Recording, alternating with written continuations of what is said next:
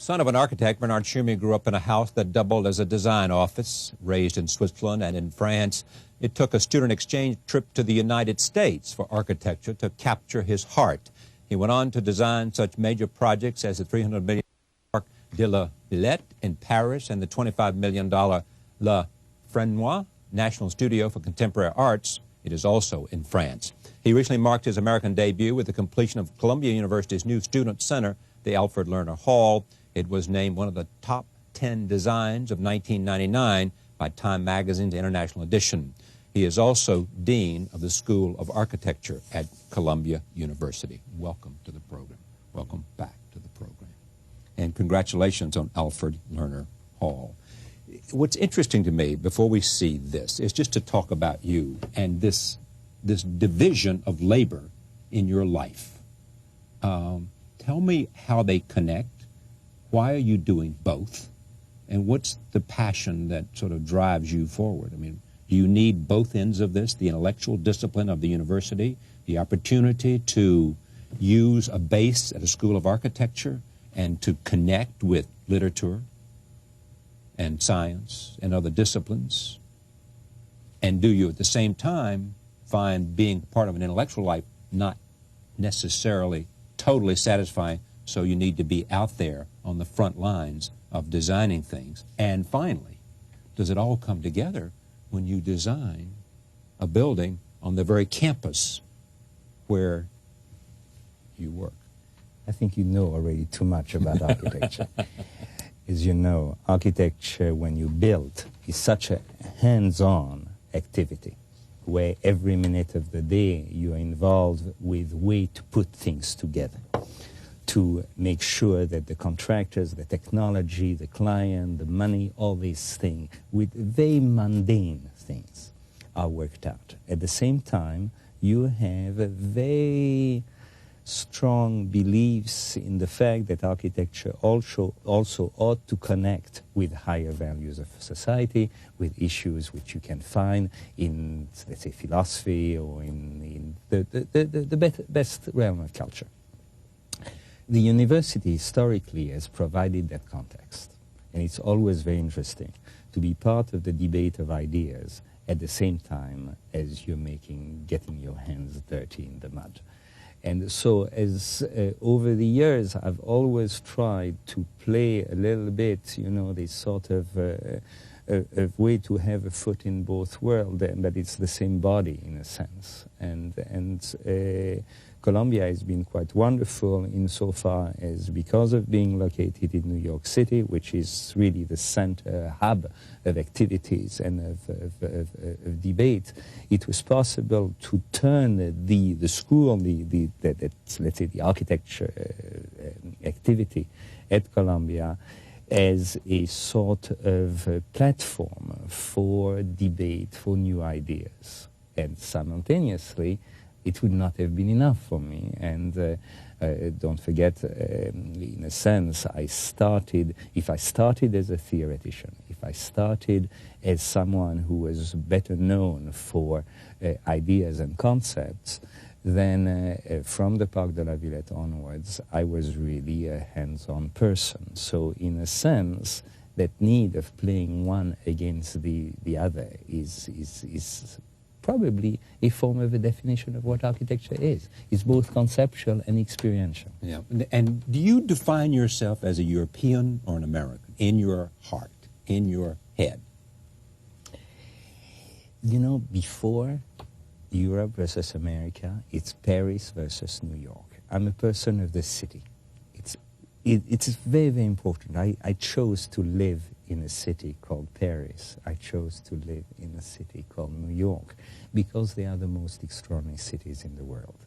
And for some reason, again, because of wanting to have the best of both worlds, I have elected to live in both cities. Well, I spent a lot more time in New York, probably, 3 weeks for 1 week in Paris.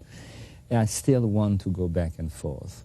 And because I see a sort of complementarity in what they propose. And sure, you know, I'll never be American, but I'm not quite European anymore, you know. And so, but the starting point is really the city. I think that even in the work that I do as an architect, is an intensely urban metropolitan work. It's not a work that has fascination for nature attributes, for the peaceful landscape. It's something that really thrives on conflict, thrives on the intensity of the life, you know, in the metropolis. Staying with the metropolis and the city, if Paris and New York, and a lot of people would agree with you, are the two most exciting, most powerful, most interesting cities, the most enjoyable cities, the most stimulating cities, will that continue into this century? Or does another city have, for whatever reason, in Asia, somewhere else, have an opportunity, is in the process of becoming a great city? Well, we know that, you know, historically cities come and go. Berlin is on the rise. Okay, Berlin is again on the rise. It's, you know, we'll see. And it's so the life of cities certainly goes through cycles. And even in our lifetime, we have seen our own cities in New York going through a number of cycles. The same applies to Paris. Whether another city is going to take over, I do not know. Because you talk about different cultures, Asian cities are moving differently, but will it replace what, again, Paris has, I consider major? I'm not suggesting about replacing, I'm suggesting joining these places as great cities. Yes, I'm sure that. I mean, people would argue with London and all this other, but just staying those cities that we may not. Absolutely. No, I think this will take place. I do not know which one. Yeah. I tend, probably for my own history, to work on a pendulum between those two places across the Atlantic. But there's absolutely no reason to consider that other, especially in Asia, that other metropolises are going to join, you know, the group. You know what's interesting as we talk about this is to see what's happened in the last 25 years. We have seen architecture put a city on the map, Bilbao, on a map. Most Americans had never thought about Bilbao, and now they go there because of one piece of architecture, right? That's correct. It shows you the transforming impact of what architecture, I think, can be.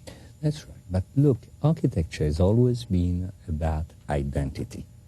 When you as an architect is confronted with a job, you know that on one hand you have to solve certain programmatic issues, certain technological issues, but you know that you also have to provide an identity for the institution that is going to be housed in that building. So the notion of identity can be applied to a city just as well. Bilbao had an identity. Sure, I'm not denigrating Bilbao before Guggenheim. But then it has a new identity, helped by a building. Yeah. And that's part of the role of architecture, to give identity. In a sense, we were talking, you know, about Lerner Hall.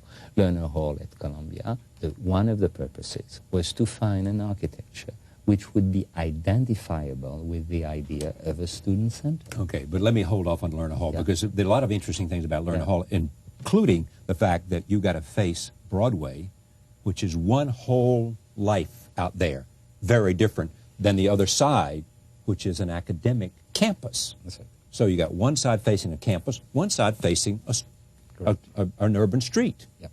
And what do you do in between is equally interesting. So we'll come to that in a minute. Yeah. Is American culture dominating the world?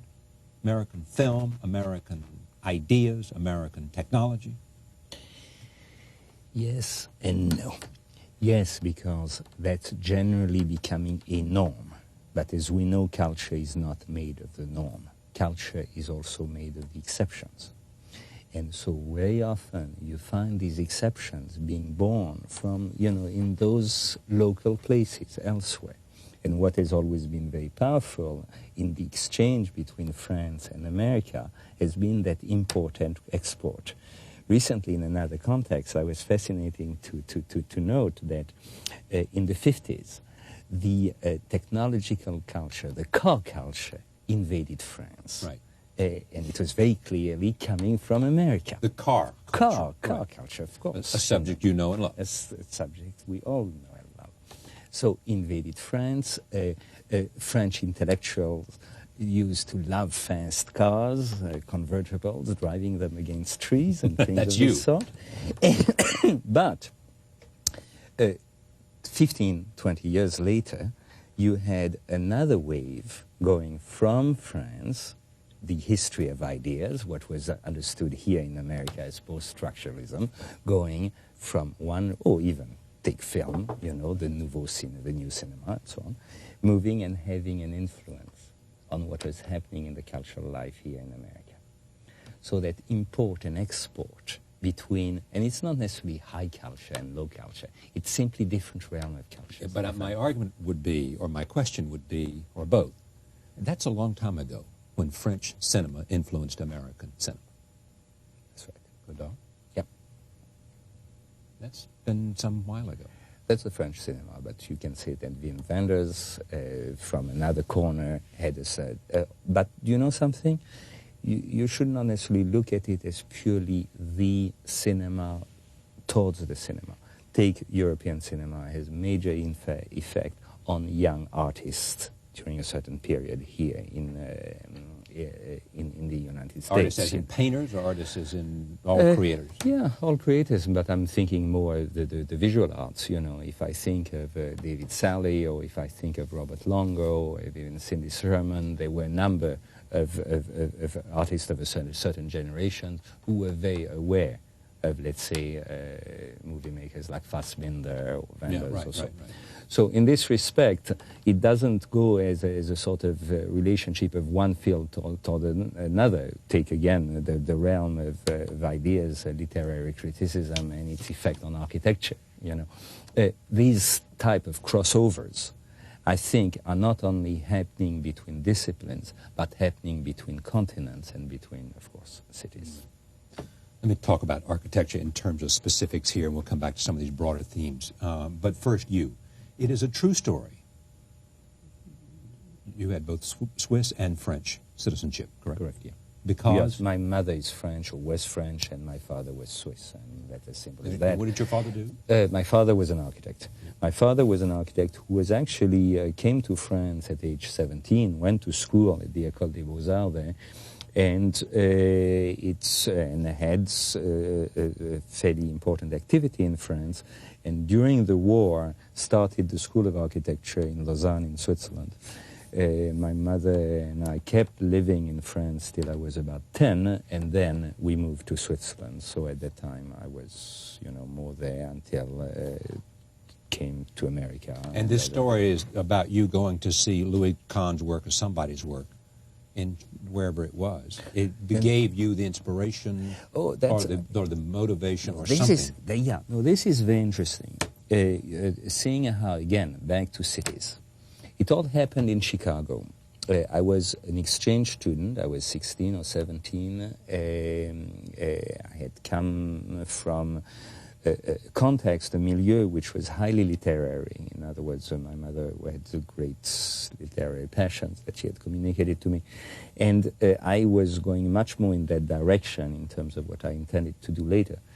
And being in a totally transplanted environment, I spent about 6 months in the Midwest, and then during that winter went to Chicago and went to the normal, you know, tour, right?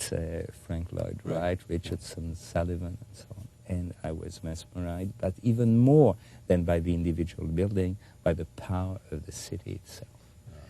And in the middle of a late evening, middle of a snowstorm, being on the top of the highest building in Chicago at the time, which was the Prudential Tower, looking down at the city, I felt that there was no question that, you know, that power was the one I wanted to be part of, and that at that moment that I decided to become an architect. And it was unusual because I immediately sort of, you know, called my parents, my father, said that, and there was a surprise because they had not encouraged me. You know, it's a hard job to be an architect. Were they pleased? I don't know. I think my father was secretly pleased. Yeah. But he died a few days later, actually. did? Yes. But he died knowing that his son... that his son would be an architect. Well, Yeah. whatever that means. That means something, I think. I mean, I think lots of fathers want their sons to do what they do, whether the sons choose it. Only if they are if they're obsessively passionate about it. If they love it, they want to somehow. I think, as you know, the work of an architect requires that you work 16 hours a day and you think about very little else, and you have to know what you want. Yeah, but you know what? I think that's true. I think that's true about the best in any profession. I mean, whether it's football coaches or journalists, the best, because how hard you work and what you put into it is reflected in what comes out of it, and those that combine some talent. And without that element of 16 hours, you will never be the best. I don't think, I mean, I see it in every profession. I've never had anybody come to this table who's done extraordinarily well in whatever profession, male, female, young, old, who's ever said to me, I have achieved this thing that you admire because I was smarter than everybody else. They all say, I achieved this thing that you admire because I worked harder. I cared more. My passion burned brighter, and my will was stronger. Sure. You know? Sure. Take a look at Alfred Lerner Hall. It came about because what? What was the challenge? How did it begin? Well, it started probably 10 or 15 years ago. People at Columbia, students, faculty, administration had felt that the old student center, which was small and derelict, needed an upgrade. Right. It needed to be enlarged. But how do you do this? Columbia is a very sensitive campus, not only politically, as we knew once upon a time, but, of course, architecturally. It's a fantastic urban environment. It's one of the best set pieces. The McKim and White master plan is quite extraordinary. The only other equivalent in New York City is Rockefeller Center. Sure. Now, just explain who they were and when they did this master plan for the university, because you still had to live within the boundaries of that master plan. In the 1880s, even a little earlier than that, Columbia decided to move to Morningside Heights and decided to create a campus, but literally a very precisely defined campus. Hired at the time the best known, the very important architects of the time, McKim, Mead, and White, who were trained as many of the architects of the period in their trip going to Rome and being filled with neoclassical culture and architectural culture. They design that master plan, which has been guided the evolution of Columbia for almost 100 years, or over 100 years now. At certain period of its history, that was a little forgotten, and a strange thing happened. And so when we were asked to look at that problem, because first of all, were we going to demolish the old building or not? That's a small issue. I think very quickly one needed enough space to do a building twice as large. It needed a new building. But then, were we going to ignore the master plan or consider that perhaps in that last corner we were going to finish the master plan? Now, for myself, who is known as not a contextual architect, someone who would rather break the rule than play with the rule, that was a very difficult thing, because I knew most of my friends would totally object to me trying to say, no, let's finish the master plan. So I said, look, it's, again, like driving. If I'm in England, I will drive on the left side of the road. Otherwise, I get killed, or I get arrested, or in that particular case, as an architect, I get fired. Columbia also had a very clear mandate. Wanted to finish the master plan. But I think that was a proper thing. So in other words, I take also responsibility for saying, yes, that's what we're going to do. That was the norm. But then within the norm, there was something fascinating, that there was the possibility which was shown of breaking away from the norm. The master plan of McKim, Mead, and White talked about a row of building along the avenue, along Broadway, and a second row of building right along it, along campus. That had been done only once for every hall, which is the architecture building. So I said, let's do this, to have those two wings, the Broadway wing and the campus wing, and the void in between. That's where I can be creative. That's right. And not only that, it happens that the topography of the Columbia is such that Broadway is half a story lower than the campus. So I can link those two wings by a set of ramps that connect them. And from that have a complete continuity of activities in the building, quite an extraordinary spatial effect, and also solve a number of things that I wanted to solve, which was have a very transparent facade, so the ramps support the facade in an almost magic way. There are no mullions, there are no columns, it's just, the ramps are the support. The ramps are the support. This is so interesting to me, I want to show it too. So let's just take a look at these slides, and you describe to me what I am in fact going to see. That is what? That's the view from campus, but the dark part is the place of the ramps. In other words, you have the light campus wing in the center of the picture. Then the dark place, which we'll see more in detail, I think, a little later, with the system of ramps that links it to the Broadway wing. Next slide. Here it is. There are the ramps. Close up, we start to see the ramps. It's a fairly elaborate hanging system. Structurally, it's quite sophisticated. The ramps act as a truss. They literally span 100 feet and support the glass itself. And at night, you see people walking as shadows, as a shadow theater in front of the ramps. So here it is, you're inside, and it's completely open towards campus. In other words, as opposed to many of the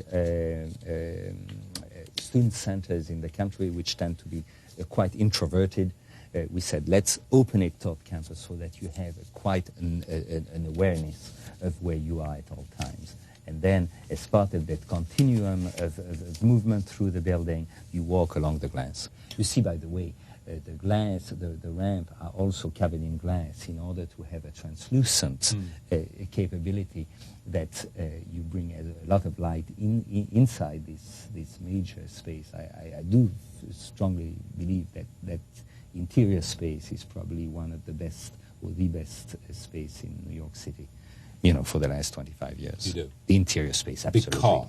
Because of the fact that it completely, not unlike, in a funny way, I'm going to use another parallel, a dangerous parallel, which is the Guggenheim, which creates, through the continuum of movement, a series of remarkable spatial impressions. In this particular case, it's very different because it's asymmetrical. It's open towards, the glass wall and towards the campus. It is also a place of a multiplicity of activity. Now, the main thing about this student center is something that is more and more important in architecture today, is the mix of programs. In other words, it has an experimental theater, it has a cinema, it has dining spaces, it has a nightclub, it has computer rooms, it has bookstores, it has 6,000 mailboxes, it has a radio station. In other words, it becomes the set of ramps becomes the hub, the place of meeting, the social space for that whole building, but also for the rest of the campus. We like, we have the steps, the low library steps, and we like the idea of seeing the ramps being the two equipment. things that come out of this that are interesting to me. One is that the idea of the ramps came from Europe? From? Europe or not? I mean, where did you get this idea of the ramps? The idea of the ramps is as old as architecture. Okay. You have temples in Egypt which have ramps. Did any part of that come from Europe? No, there's a part of the technology that indeed comes from things which were invented, let's say, in the last 15 years, 20 years, which is to use glass, as we say, structurally, that is glass without having mullions, and therefore being able to combine steel and glass in a direct way, not applying the glass, bringing it and hanging it onto the steel. And that's very new in this country. And even here in New York City, it was quite fascinating when we found out that we could have problem with the unions because the steel workers will not work when the glass workers arrive, you know. So we had to make an arrangement so that when our people would start to install the glass, and the steel had to be adjusted. It's very, you know, they're turnbuckles, and it's like someone said, it's like a Swiss watch. You have to adjust the steel in such a way that it fits exactly with the glass, and therefore you have steel workers and glass workers working at the same time. So that combination of technology was quite extraordinary, and that was new. That was certainly new in the city. In 1968, students and others rioted in Paris, changed the face of the French government. It was the subject of intellectual discussion for years. Same thing here at Columbia. Student protest ignited that campus, seized buildings. Does any of this experience in Paris, what happened at Columbia, influence this building? Directly, no. Indirectly, probably a fair amount. Why? Because any architect of my generation is an architect of the generation of '68. We were, in a sense, at school during that period. For some of us who were very interested in the critique that had been expressed about architecture, the institutions, the role of architecture in the city, that was absolutely fundamental. It was certainly very important for me. So we always felt that somehow architecture had to interact with some social issues. And therefore, any building which would have a public dimension, a public component, would be a building of interest. Right. So that's where suddenly it interacts with the idea of Lerner Hall. For me, it was a public building of sorts. And strangely enough, whereby we had indeed to stay within the McKim and White's, you know, sort of, I don't like to use the word context, but let's say norm. The system of ramps was that public space, and the intention was indeed to make it a major public space. And to make a statement thereof, right? Yeah. Okay. All right, what's next for you? You're doing, you're commissioned by the School of Architecture at Florida International University in Miami, expected to be completed in 2001? That is correct. That's correct. We are very heavily involved with that, yes. A big commission to build a major train, bus, and subway station in Lausanne? Yeah, that's opening this year. Scheduled for 2001. That's opening this year. Also a large auditorium for 7,000 seats, which construction just started, literally this week, in Normandy. Yeah. Is that in Rouen? That's a big, in Rouen, yes, yeah. That's right. And that's a huge sort of pop music and major sort of events, which is an interesting building. Yeah. Part of being both an academic and a practicing lawyer is that a practicing architect is that there are a lot of publications that come out, things like this. What is that? That's GA. GA produces a number of monographs on architects with absolutely remarkable photographs. One a very, very important Japanese photographer, Futogawa, who has documented, let's say, the last 50 years of architecture. This is Praxis? Praxis, a new architectural magazine, just started about 2 months ago. Two graduates from the School of Architecture at Columbia started that magazine, and that's their first issue. Oh, wow. And there's an interesting series of information on This was your first thing. Didn't you do this a long time ago? Absolutely. That's my first 3-4 years in New York City, where exploring certain, let's say, conceptual issues about what architecture might be. Yeah. And here is Lerner Hall at Columbia University, an architectural record in there. And this is Bernard Tschumi, Events and Cities. I'm sure there is more. Congratulations again on Lerner Hall. This is a good time for architecture. Excellent time for architecture. Thank you for coming. Bernard Tschumi from Columbia University. Back in a moment. Stay with us.